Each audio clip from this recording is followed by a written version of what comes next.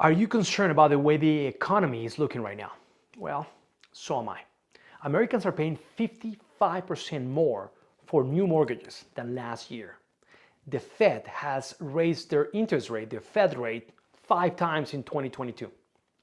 Inflation is above 8%. In this video, I'm going to tell you why I think the actions of the Fed are not wrong, are dead wrong, why they might be killing the housing market and therefore killing the economy overall. Let's roll. By 1981, we are facing a double-digit inflation. It's brutal. Mortgage rates are sky high. Middle class people cannot buy a house. Everyone feels stuck. Things are looking bad, and Paul Volcker, the new Fed chairman, is making it worse. If you would have asked any American last year about our biggest problems, the biggest challenges facing the US, people would have mentioned political division, lack of leadership, immigration, abortion, gun control, you name it. Most people would have mentioned something like that. Almost no one would have mentioned inflation as one of those problems. But right now, that's all we're talking about. This is the reason why you're watching this video. A year ago, if you were buying a house, let's say a $500,000 home, the interest rate was about 3%. That payment with an average down payment would have been around $1,600. Same house today, $500,000, interest rate is twice as much. You're paying about $2,600 for that same house. So that's $1,000 increase. That's insane.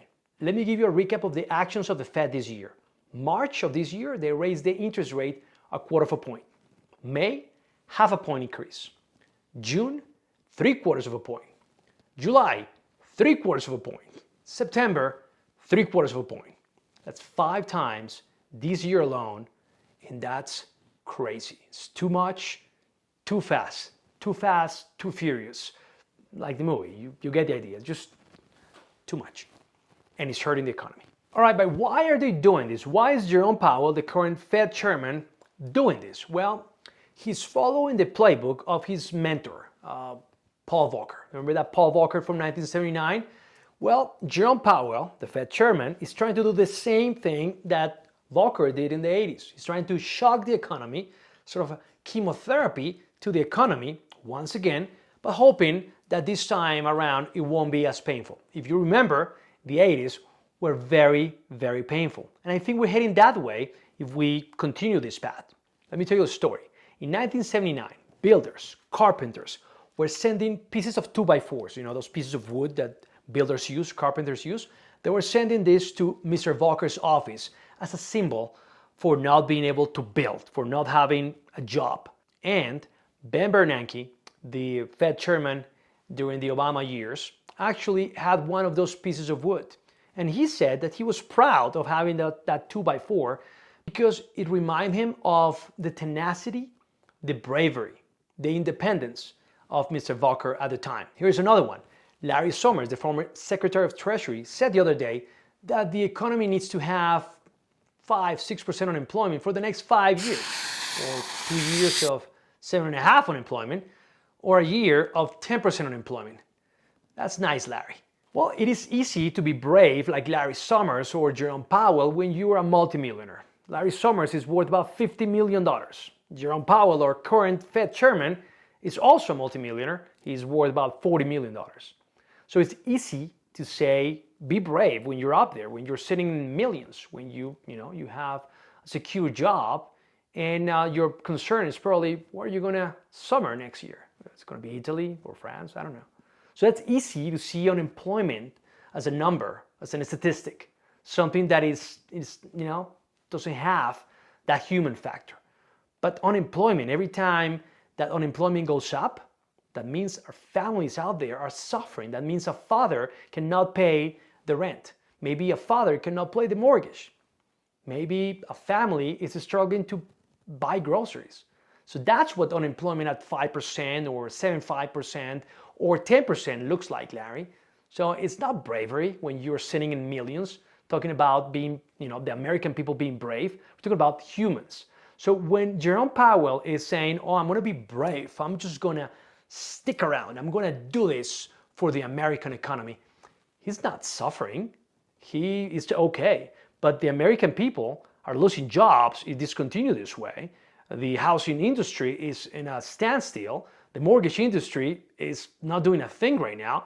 Builders will start feeling it soon, and people will start losing jobs. So again, I don't think it's bravery that these guys are telling us that they're just going to continue fighting inflation with higher interest rates, so the American people will suffer. Even in the 1980s, the Ronald Reagan administration was very, very critical of Paul Volcker's actions and his policies.